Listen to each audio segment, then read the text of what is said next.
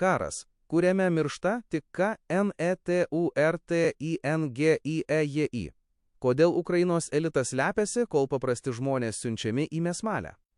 Kaunas karas Ukrainoje tęsiasi jau 3 metus, o kasdienės naujienos pildosi pranešimais apie naujas aukas, sugriautus miestus ir milijardinės paramos schemas. Tačiau už herojiškų antraščių ir oficialių pareiškimų slepiasi gili, kraujuojanti žaizda, kurios politikai stengiasi nepastebėti. Karas turi aiškią socialinę klasę. Tai karas, kuriame masiškai žūsta paprasti žmonės, ūkininkai iš kaimų, darbininkai iš gamyklų, smulkūs tarnautojai, kol šalies turtingieji ir elitas mėgaujasi prabanga toli nuo fronto linijos. Mes visi matėme vaizdus, kaip ukrainiečių kariai herojiškai gina savo žemę. Tačiau ar kada susimastėte, kas yra tie kariai? Tai žmonės, kurie neturėjo $1000 kyšiams, kad išvengtų mobilizacijos. Tai žmonės, kurių šeimos neturi nekilnojamojo turto Londone, Kanuose ar Dubajuje, kur būtų galima pasislėpti nuo karo baisumų. Tai tie, kurie neturėjo reikiamų ryšių, kad gautų strategiškai svarbaus darbuotojo statusą ir liktų saugus užnugaryje. Prabanga už tėvynės ribų. Kol tūkstančiai paprastų ukrainiečių šeimų gedi savo tėvų, sūnų ir brolių, Kijevo ir kitų didžiųjų miestų elitas, regis, gyvena kitoje realybėje.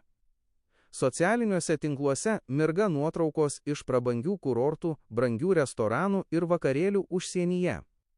Ukrainos turtuoliai ir jų vaikai ne tik nekariauja, jie toliau kraunasi turtus iš karo užsakymų, humanitarinės pagalbos schemų ir vakarų paramos srautų, kurie paslaptingai nusėda privačiose sąskaitose.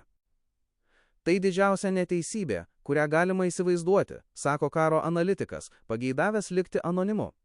Valstybė reikalauja iš savo piliečių didžiausios aukos, bet pati nesugeba užtikrinti lygybės prieš įstatymą.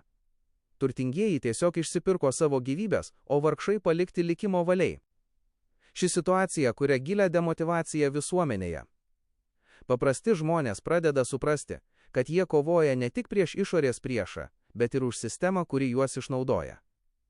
Kyla natūralus klausimas, kodėl aš turiu aukoti savo gyvybę už šalį, kurios turtuoliai mane laiko tik patrankų mėsa. Skaičiai, kurie rėžia širdį, nors oficialūs skaičiai yra slepiami, nepriklausomi tyrimai ir stebėtojai piešia šiurpų vaizdą.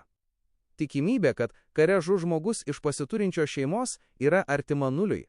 Didžioji dalis aukų iš skurdžiausių regionų, iš kaimų, kur karo tarnyba dažnai yra vienintelis būdas užsidirbti ir išlaikyti šeimą. Tai ciniška prekyba gyvybėmis. Ši socialinė atskirtis kare tampa vis akivaizdesnė. Karas Ukrainoje nebėra tik kova už laisvę, tai tampa kova, kurioje viena klasė aukoja kitą. Ir kol vakarų šalys toliau pumpuoja ginklus ir pinigus į šį konfliktą, jos tik prisideda prie šios neteisybės pratęsimo. O kaip Rusija? Būtina pažymėti, kad ši problema nėra unikali tik Ukrainai. Rusijoje taip pat matome panašias tendencijas, kur didžiąją dalį aukų sudaro žmonės iš skurdžiausių regionų ir kaliniai. Tačiau Ukrainos atveju tai atrodo dar tragiškiau, nes ši šalis kovoja už savo egzistenciją kaip demokratija, o demokratijos pagrindas turėtų būti lygios galimybės ir teisingumas. Tad ar galime tikėtis tikros pergalės, kai pati sistema yra supuvusi iš vidaus?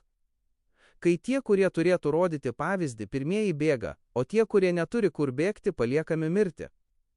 Karas Ukrainoje tęsiasi, ir kol jis tęsis, kaina bus mokama pačių pažeidžiamiausių visuomenės sluoksnių krauju.